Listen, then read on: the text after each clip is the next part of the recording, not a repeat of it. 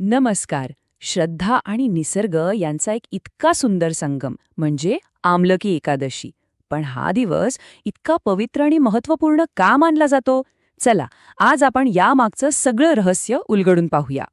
म्हणजे बघा, फाल्गुन महिन्यात येणाऱ्या या एकादशीमध्ये असं काय खास आहे आणि या दिवशी फक्त आणि फक्त आवळ्याच्या झाडाचीच पूजा का बरं केली जाते? चला, याच प्रश्नांची उत्तरे शोधूया. चला तर मग, सगळ्यात आधी आपण या पवित्र दिवसाचा मूळ अर्थ आणि त्याचं महत्त्व समजून घेऊया, की नक्की ह्या एकादशीचं रहस्य आहे तरी काय? तर आमलकी एकादशी म्हणजे फाल्गुन महिन्याच्या शुक्ल पक्षातली 11वी तिथी. सोप्या भाषेत सांगायचं तर चंद्राच्या कला वाढत असताना येणारा 11वा दिवस.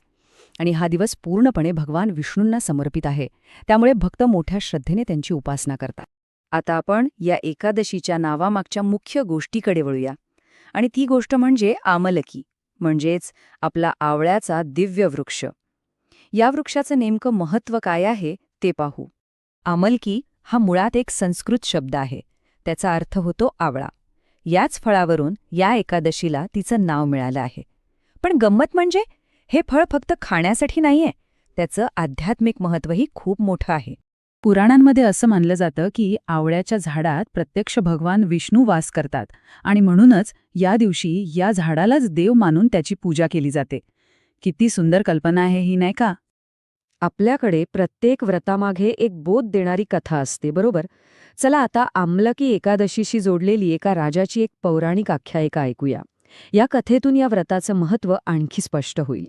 तर गोष्ट अशी आहे, खूप पूर्वी एक राजा होता जो आपल्या प्रजेवर प्रचंड प्रेम करायचा.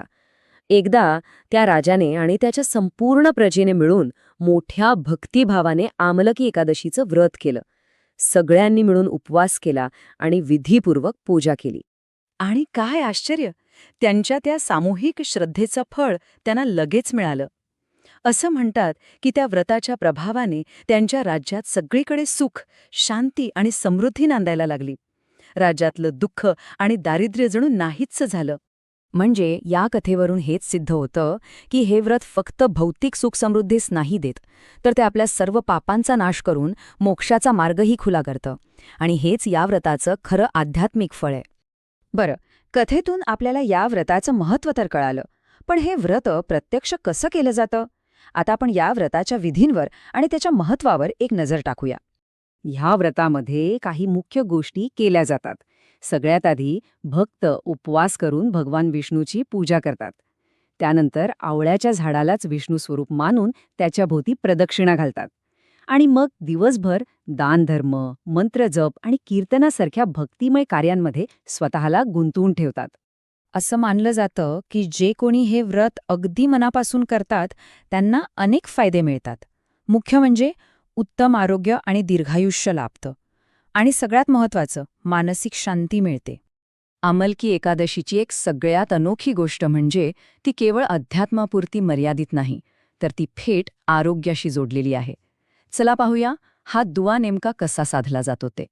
इथे बघा, आवळ्याचं हे दुहेरी महत्त्व किती जबरदस्त आहे.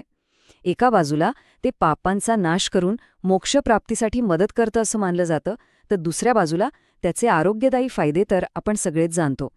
आयुर्वेदात तर आवळ्याला अमृत मानलं जातं. ते आपली रोगप्रतिकारक शक्ती कितीतरी पटीने वाढवतं.